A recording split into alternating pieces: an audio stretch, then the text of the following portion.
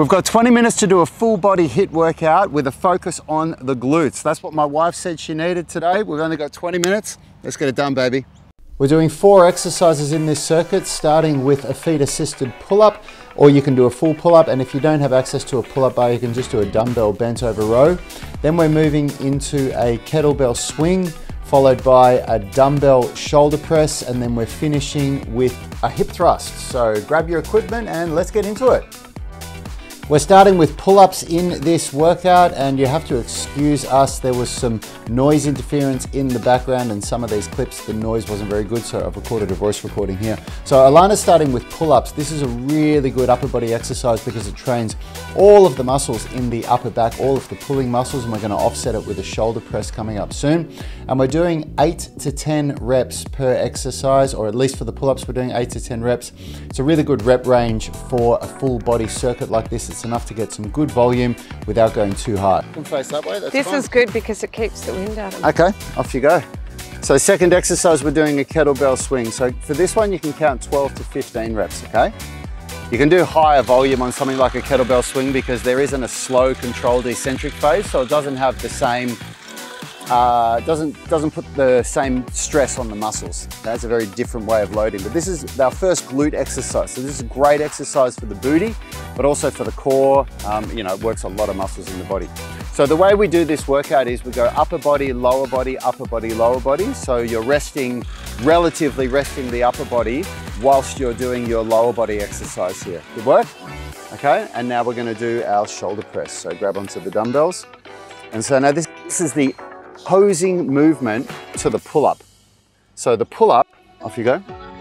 The pull-up is working all the muscles in the back, the pulling muscles. So we're working the lats, the biceps, the posterior deltoid, a whole bunch of other muscles too. And the shoulder press is the opposing movement, so it's a push. So we're working the medial, the front deltoid, we're working the triceps. It's a great exercise, a little bit of chest as well. So we always want to train for structural balance. So you want to do one set of pushing for one set of pulling, and that makes sure that you have good posture. It makes sure that you have a reduced risk of injury. Well done there.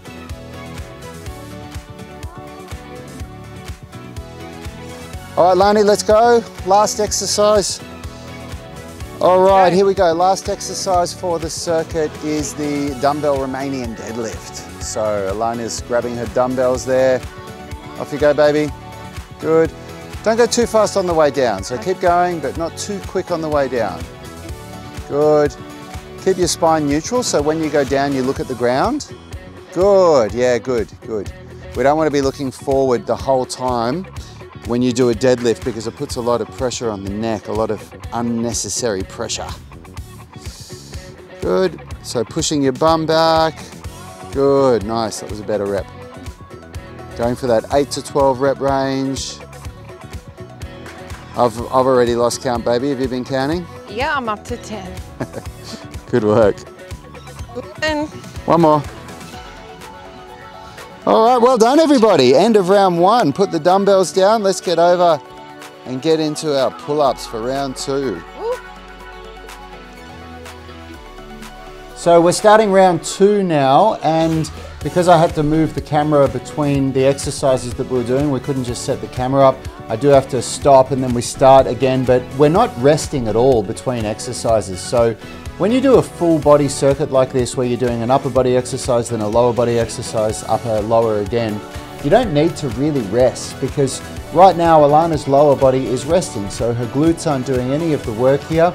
And then when she goes and does the kettlebell swing or the hip thrust, her upper body isn't doing any of the work there either. So you pretty much are just gonna put your equipment down, walk over to the next piece of equipment and start again. And I've done my best to edit this video in a way that gives you sort of that 10-second break between exercises. That's the break that we were having when we were doing this workout here.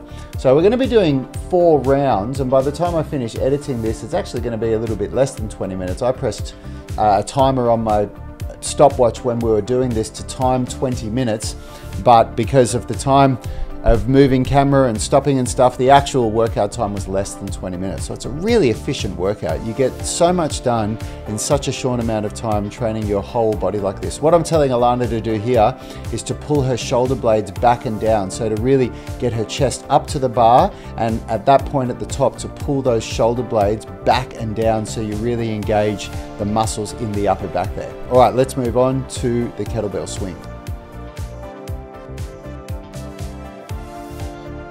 All right, kettlebell swing. So you're really thinking of contracting the glutes hard and fast with this one. So when you come down and you let the kettlebell drop down, you'll feel this moment where the kettlebell tries to pull you forward. And that's where you bend, and then you just let the outer arm hit the inner thigh, and then you contract the glutes really hard and fast to create a fast movement on the way up. This shouldn't be something that you feel fatigue in the shoulders. We're not working the shoulders here.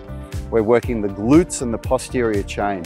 And this is a really good core exercise as well. It works all the core muscles, but you want to be careful. If you've got any old lower back injuries or anything like that, you want to take it easy with this one. All right, let's go into our shoulder press now. So this video, once I edit it, it might be a little bit shorter than 20 minutes. We'll see, off you go. But Alana literally has 20 minutes, you know, to work out. And when you train like this, when you do a workout like this, we should be able to get 4, maybe 5 rounds in at the pace that we're doing. And if you do 4 or 5 rounds where you're doing, let's call it 10 reps per exercise, you're getting 40 to 50 repetitions on each movement in the workout. And that is enough to create a response. It's enough to make you stronger. It's enough to, you know, build your muscles. It's enough to burn some calories and burn some fat. So it's a really good way to work out if you're time poor. This idea of 10 reps? 10 reps. Perfect. All right, end of round 2, everybody. Looking good. Lana's starting to feel that fatigue, catching up to her a little bit. That's what we want.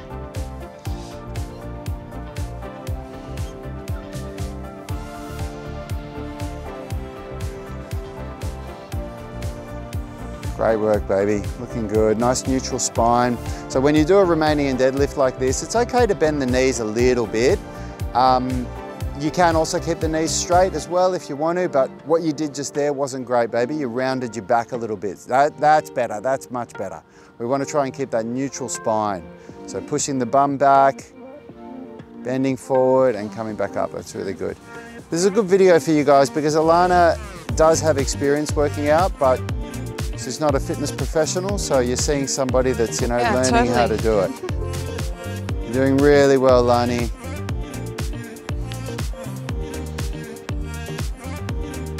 Nice work. This is a really good exercise for the booty, for building up those glutes, posterior chain. Last one? Yep. This one? Nice one. All right, great work. End of round 2. Let's get over and start round 3. So for this round of the pull-ups, we're going to talk about the eccentric contraction, which is when the muscle is lengthening or when you're going down. And that's actually when the majority of the damage to the muscle fibers happens that causes muscle growth. So what we want to actually do is try and work as hard as we can on the way down. So what I'm telling Alana to do here is to grip as hard as she can and now to try and take weight out of her feet and rely on her arms on the way down. So it's almost like you're doing less work on the way up. Your feet really help you to pull up because obviously you don't have the strength to do a full pull up, but then on the way down you try and take as much weight out of the feet as possible and you really rely on your arms. And the strength that you develop from those eccentric contractions, it carries over to the full pull up. Now you really want to be trying to think of pulling those shoulder blades back and down. I'm talking about retracting the shoulder blades and depressing them, so pulling them in towards the spine and down so you get the chest right up to the bar like this. And what that does is it opens up the shoulders and it really helps to reverse that horrible posture from working at a computer or sitting on your phone. It helps to open up the chest and give us that much nicer posture. So it's really important that you focus on getting the chest up to the bar when you do your pull-ups and also pulling those shoulders back and down on every rep so you're really using those muscles in the upper back. A pull-up is such a good exercise. It develops so much strength and it's really good for poor posture. Okay. Okay. Okay, come on. Okay. I can see you. That's all right. Okay, let's go. So we're into round 3 here now, and I just checked the time. We're just coming up to the 12-minute mark, so we're doing really well. we're definitely on track we're definitely gonna finish 4 rounds. We might even do 5, and we might just go for a couple of minutes past 20 minutes, which I think on the video is probably gonna end up being about 20 minutes when I cut out all the gaps. Good work, baby. Really working on clenching that glute, those glutes, keeping the core switched on. Awesome. Kettlebell swings are a great exercise. You can really do your shoulder press now. You can really push yourself with them. Like you can lift a little bit more weight and do, 20 or 30 reps, or do it for time, where you do it for 40 seconds or 60 seconds and it really gets the heart rate up. But I'm not here to push Alana really hard today. We're just here getting through a good workout, not going too hard. Keep your elbows under the wrists. When you do your shoulder press, you want to keep those elbows under the wrists. So they'll have a tendency to want to flare out. Try and keep the elbows under the wrists and press like that. Good work.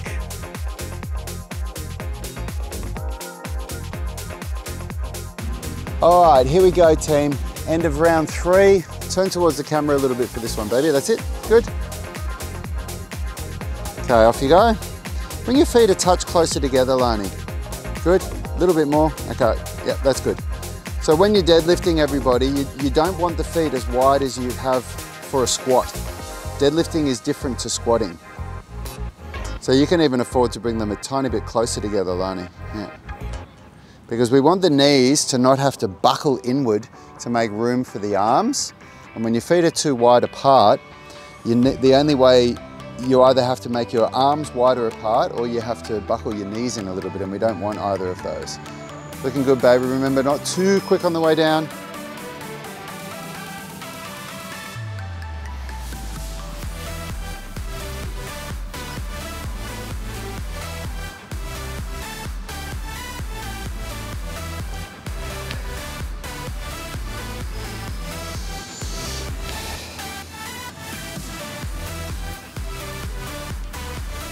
Last one. Good work. Okay. This is our last round. This is the 4th round, and it's going to be the last one. We were out of time, so we couldn't get a 5th round in.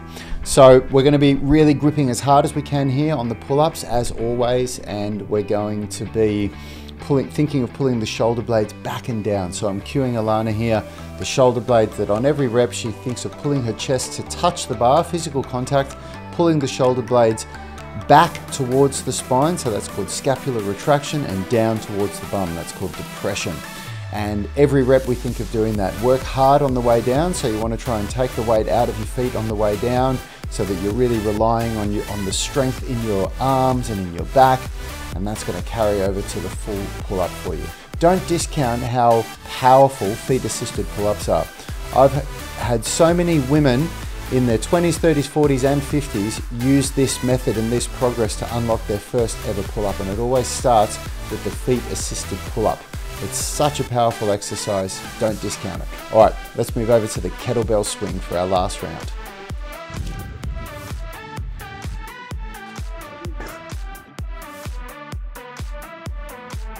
Okay, let's go.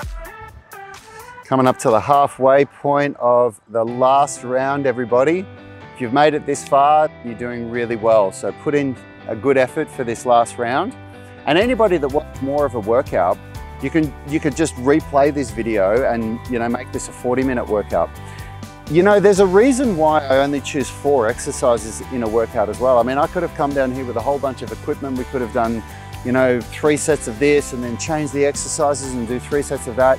But simple is better. I've been a coach for 20 years, and honest to God, keep it simple when you're doing a full body workout like this, because it means there's less thinking, there's less worrying around, and the volume that you get from doing the same exercise repeatedly is often more beneficial than mixing it up and doing heaps of different exercises. And a hot tip, beginners respond better to simplicity, less exercises and more volume on the same exercise.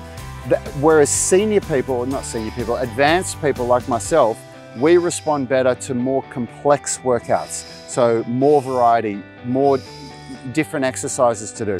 So if you're somebody that's closer to that beginner stage And the beginner, you know, we're talking like in the first 3 to 6 months of consistent training.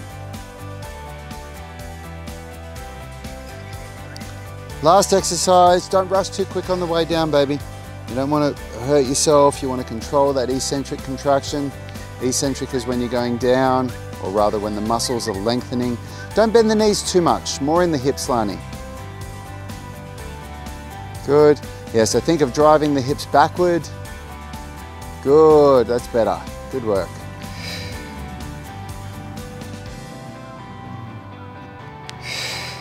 Remember team, if you feel like you want to get a bit more of a workout, if this is a bit short for you, just do a few more rounds. Simplicity is, watch out you don't round your back too much, Lani. Simplicity is the strength of a workout like this, not the weakness. Keeping it simple with just 4 exercises is really effective. And if you want more volume, if you want to do more rounds, more sets, do that.